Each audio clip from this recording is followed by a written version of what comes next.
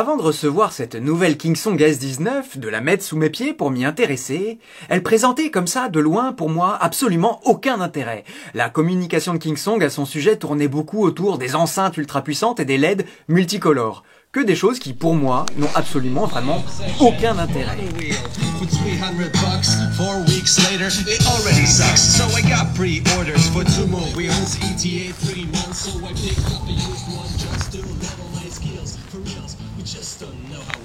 En vrai, j'ai du mal à croire que je suis au maximum là. Alors il y a du vent, mais là tu vois, je suis à 2 mètres et j'entends pas beaucoup. Donc tu vois, tout ça pour ça, bon, j'avais dit que je parlerais pas des enceintes. Et aussi, évidemment, j'avais très peur, surtout, des powerpads préinstallés. Et puis, j'ai commencé à rouler. Et au final, on a une roue qui a plein d'options et beaucoup de petits défauts. Mais le tout donne une roue bien équilibrée et qui donne franchement envie d'aller rouler. Et pour en savoir plus sur le sujet, reste avec moi et...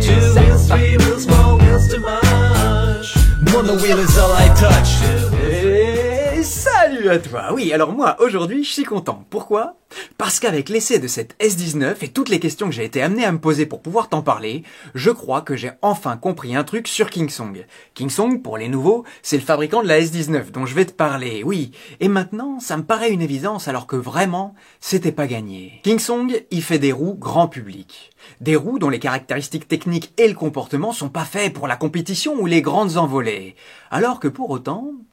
elles ont toujours un look sexy et particulier. Alors pendant des années, moi j'ai eu du mal à comprendre cette dichotomie entre le look et la performance. Aujourd'hui, j'ai compris que ça faisait partie de la même stratégie. Ils offrent des performances tout à fait équilibrées et un look qui permet aux néophytes de se dire tiens, mais c'est quoi ce drôle d'objet ? Il y avait donc bien derrière tout ça, et depuis le début des roues suspendues, une vraie stratégie. Et en fait... il faut admettre que c'est plutôt réussi. Voilà, cela dit, tu l'auras compris que cette roue est destinée à une forme de majorité silencieuse de wheelers qu'on voit pas sur les réseaux, mais qui pour autant veulent aller rouler et prendre leurs pieds. C'est une roue de bon père de famille, je dirais. Et donc, allons voir de plus près ce qu'elle a à proposer. Et cette semaine, je vais te parler directement des points positifs et des points de vigilance, ou on pourrait dire des points négatifs, n'ayons pas peur des mots, de la roue et dont il faudra se méfier. Et le premier point positif, comme je te le disais, c'est son look. Bien que tout en plastique, cette roue a une vraie personnalité. D'ailleurs, le plastique, parlons-en, oui. À une époque où les roues semblent se transformer en tanks indestructibles, ici Kingsong reste dans sa philosophie et le plastique permet de gagner des kilos précieux sur la balance, portant cette roue-là à 34 kilos tout équipée. Attention par contre, il faudra éviter les chutes si on veut pas avoir sa roue complètement... se disloquer. Deuxième point positif, la suspension. Franchement, après les longues années d'expérimentation sur la S20, S22, tout ça, Kingsong a fini par trouver une recette qui marche et qui donne une belle impression de souplesse et de fluidité. On a une roue accueillante qui nous accompagnera partout comme Goku sur son nuage, y compris quand le terrain sera un peu compliqué. Troisième point positif, les options. On a une roue prête à rouler. Oui. Et loin de, la communauté de connaisseurs qui changent la moindre vis pour que ce soit un peu plus approprié, ici, on la prend, on la sort du carton et on va prendre notre pied. Pas de pédale à changer, on a un grand écran lumineux, une béquille super stable, des poignées, un trolley, des enceintes, un coupe-circuit intégré, des powerpads confortables et déjà placés, des pédales cloutées, des ports USB, un chargeur 5 ampères et tout ça dans un prix tout à fait raisonnable pour notre marché. Et je reviendrai, comme je te disais en introduction de la vidéo, je reviendrai sur les powerpads dans les points négatifs de la roue, n'aie pas peur de ça. Mais par contre, quand même, dans les points positifs, c'est quand même super chouette d'avoir des pads intégrés de cette manière. À aucun moment on a peur qu'ils se détachent, même si ça arrive jamais que les powerpads se détachent quand ils sont scratchés. Ici, on peut vraiment avoir 100% confiance pour les nouveaux qui viennent d'arriver. Il faut quand même le dire, on revient de très loin. Au départ, il y avait seulement ça. Et puis ils ont ajouté cette mousse-là qui est, franchement... hyper confortable. Et tu vois, il y a une encoche derrière qui vient se mettre dans l'encoche qui est prévue à cet effet. Hop là, il y a un double face devant que moi, j'ai même pas collé. Et franchement, une fois que c'est mis comme ça, tu vois, il n'y a plus rien à penser, quoi. Enfin, encore un point positif des powerpads, c'est super qu'ils soient déjà placés de façon symétrique de part et d'autre de la roue. Et on n'a pas besoin de tâtonner au millimètre près, parce que c'est vrai que quand on accélère, on sent bien qu'il y a le tibia droit qui touche d'abord. Et... non, là c'est fait et ça bougera plus. On en reparlera plus tard. Quatrième point positif, et pas des moindres, la glisse. Vraiment, cette roue m'a donné l'impression d'être Comme à la maison, je dirais. On a des spécifications techniques largement suffisantes pour aller rouler au quotidien et le week-end pour faire des petites ou moyennes randonnées, oui, avec ces 80 km d'autonomie réelle que moi j'ai réussi à avoir en roulant à 25 km/h de moyenne. Et puis, pour une première à 100 volts, je trouve que l'algorithme de Kingsong est franchement bien pensé, à la fois conservateur et pour autant pas complètement restrictif. Grâce à son moteur de 3500 watts, on a une ligne de puissance plutôt bien répartie. Oui, bien linéaire, même si en effet, elle est plus à l'aise quand elle a déjà démarré. En tout cas, à aucun moment je me suis senti, moi, avec mon usage, limité dans ce que je pouvais lui demander. Le couple, franchement, ça va. La vitesse maximum, ça va aussi. L'autonomie, ça va encore. En tout cas, quand on veut pas avoir de cette roue un usage vraiment hardcore. Bon, cela dit, tout n'est pas tout rose non plus. Et avant de passer au point négatif de la roue, j'aimerais faire une petite parenthèse pour dire 4 grands merci à la boutique en ligne MyEwheel. Merci d'abord de m'avoir fait parvenir cette S19 pour que je puisse la tester et en parler. Ensuite, merci, parce que grâce au code BONHEUR, ça offre 5% de réduction aux clients qui participent à cette chaîne en regardant ces vidéos. Là-dessus, il faut le dire pour être tout à fait transparent, j'ai une petite commission.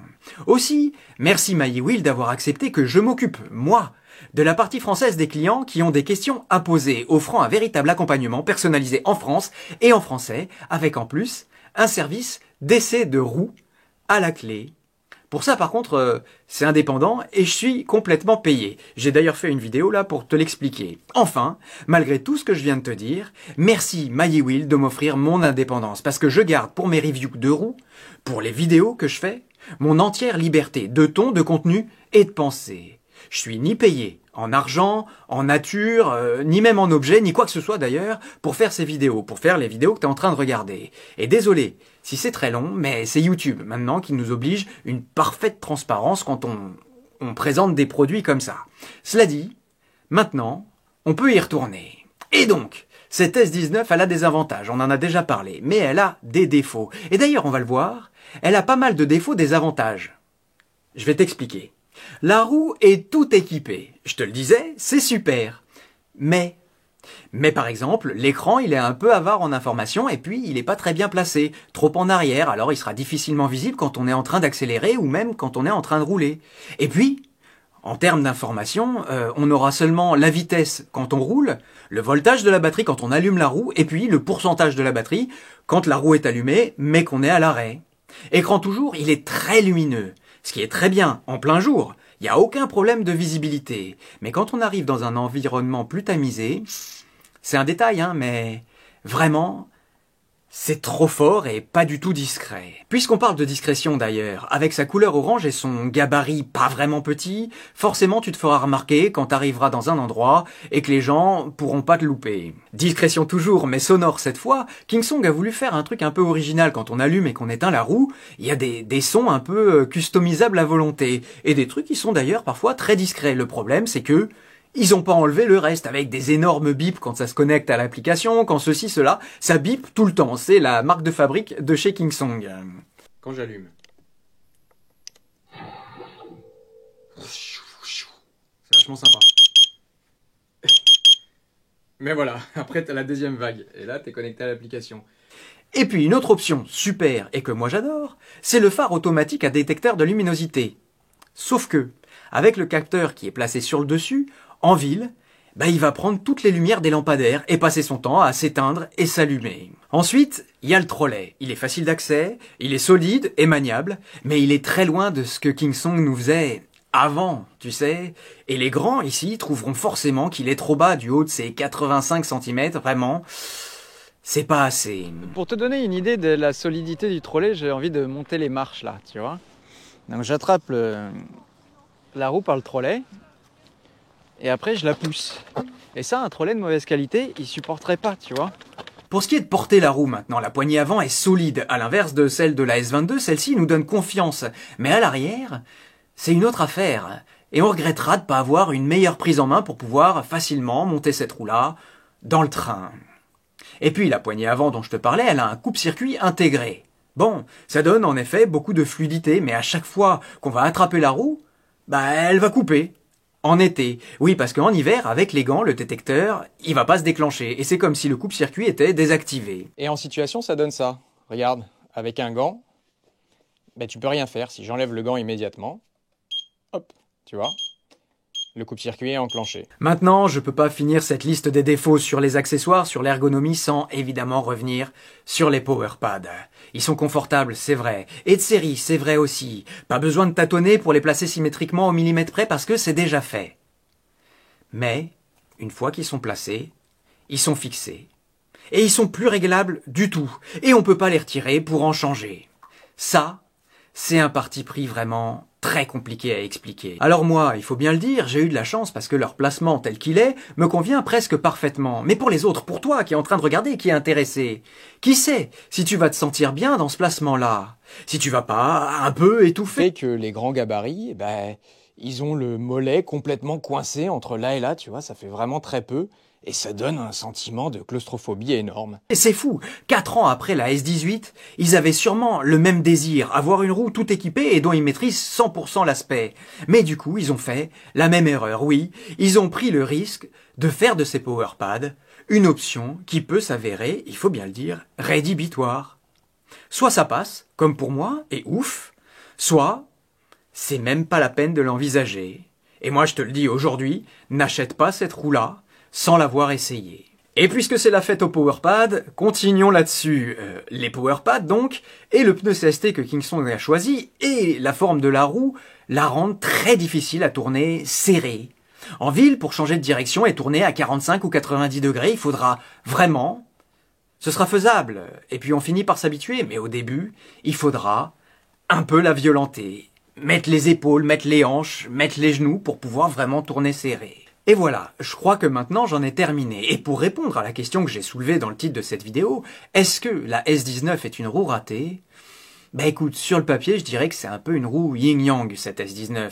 Alors, d'un côté, c'est très bien de connaître tous ces défauts-là, mais en effet, je crois quand même qu'à part les powerpads, qui sont, pour certains, rédhibitoires, c'est pas ça qu'il faut retenir de cette roue, de ce que cette roue peut proposer. Quand on va rouler, je dois dire que franchement, elle m'a comblé. Et tous les petits défauts d'ergonomie et d'équipement dont je t'ai parlé, je m'y suis accoutumé. Et vraiment, c'est une roue que j'ai eu plaisir à prendre pour aller rouler. Dans la juste d'ailleurs lignée de la 18XL que j'aime beaucoup, tu sais.